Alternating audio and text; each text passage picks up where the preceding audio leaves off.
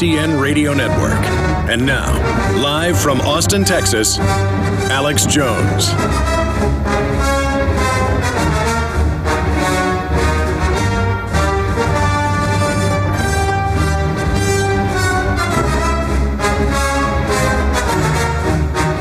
Well, it's really an opportune time, a fortuitous time to get Pastor Chuck Baldwin on, who, of course, also ran for president back in 2008 on the Constitution Party. It's a good time to get him on because we have decisions to make in this country. Who we're going to serve? God, the Constitution, Bill of Rights, Declaration of Independence, common sense, our heritage, or this global corporate fascist, crony capitalist, anti-free market New World Order. The book is Romans 13, The True Meaning of Submission, second edition. Timothy Baldwin and Chuck Baldwin wrote it with his son. And it is an excellent book because it's only 144 pages long and breaks down with the scriptures. Of course, I've read a lot of the Bible, so I know. I mean, the whole Bible's about people standing up against corrupt governments and rebuking them and many times being killed. So the misinterpretation of Romans 13 saying, what was Hitler's favorite verse? Stalin used it too with Christians in Ukraine. You know, God says submit to government. Well, that's not what it really says. Christ and others are saying, give to God what's God's and to the state the things that are the state. But then it's all in a larger context. So that's coming up. And I want to get his take on the fact that everything we warned about is unfortunately unfolding. Congress being told, we'll play some clips of this as well, that no, we don't come to you for war powers. We go to the UN. So not only are they saying, hey, the president has the war powers, which is impeachable offense, and impeachment proceedings have been initiated. We're going to get into that. But he's saying, I do it for the UN and NATO, as he said last year in his resolution, when Congress started suing him, 10 members saying, you can't launch a war in Libya and use our troops and military and aircraft without congressional authorization. They said, well, we have the authorization of the UN, and I do it for their credibility. This is beyond treason. It is sedition. It is espionage. It is a foreign occupation. It's a coup d'etat. In our article, linked in Reddit.infowars.com, is coup d'etat. Pentagon and Obama declare Congress ceremonial. On top of that, the head of the FBI director, fails to refute state-sponsored murder of American citizens on U.S. soil. Incredible video. That's coming up. And now Homeland Security is calling mainline reporters. We have copies of the emails, and I've talked to one of the reporters off record. I interviewed one of the sources yesterday on air, and Homeland Security said, you better not interview that engineer exposing the scanners as frauds.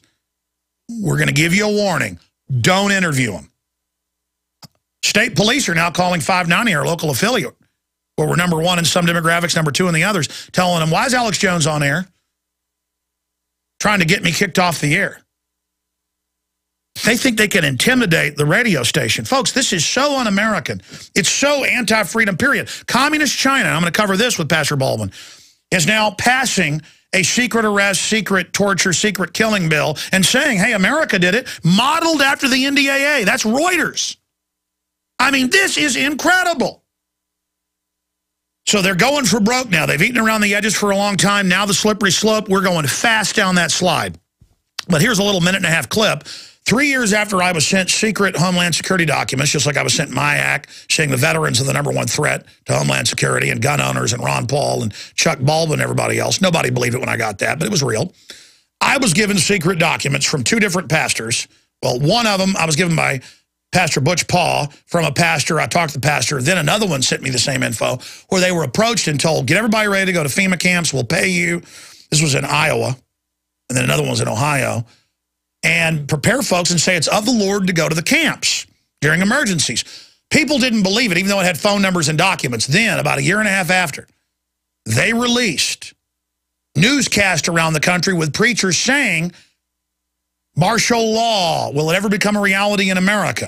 And that's how the news clip starts. The very first word is cut off. It's the only version we have. This was in Louisiana. This aired in New Orleans. But I've got other newscasts, and I've talked now. It's over 100,000 preachers have been recruited and paid to spy on their flocks and tell them, give their guns up, take the vaccines, go to the camps when the attack happens. So, right out of the Soviet Union, I'll play that clip, go to Chuck Baldwin, because his book is all about this. And if we reach out and warn the pastors or identify those that are really Homeland Security wolves, we can stop these globalists. Here's a clip of the preachers turned into secret police. Will law ever become a reality in America? Some fear any nuclear, biological, or chemical attack on U.S. territory might trigger just that. And as KSLA News 12 Jeff Farrell discovered, the clergy would help the government with potentially their biggest problem, us. From my cold, dead hands. Charlton Heston's famous declaration captures a truly American value, the overarching desire to protect our freedoms. But gun confiscation is exactly what happened during the state of emergency following Hurricane Katrina in New Orleans. U.S. troops also arrived, something far easier to do even now thanks to last year's elimination of the 1878 Posse Comitatus Act. That forbid U.S. troops from policing on American soil.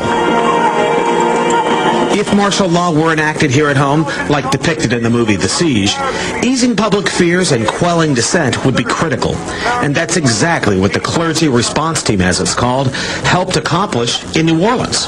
Jeff, the primary thing that we say to anybody is let's cooperate and get this thing over with, and then we'll settle the differences once the crisis is over. Such clergy response teams would walk a tightrope between the needs of the government versus the wishes of the public. In a lot of cases, these clergy would already be known in the neighborhoods in which they're helping to defuse that situation. For the clergy, one of the biggest tools that they will have in helping calm the public down or obey the law is the Bible itself, specifically Romans 13. Because the government is established by the Lord, and that's what we believe in the Christian faith. That's what's stated in the Scripture. Civil rights advocates believe the amount of public cooperation may depend largely on how long they expect a suspension of their rights might last. Jeff Farrell, KSLA News 12 reporting.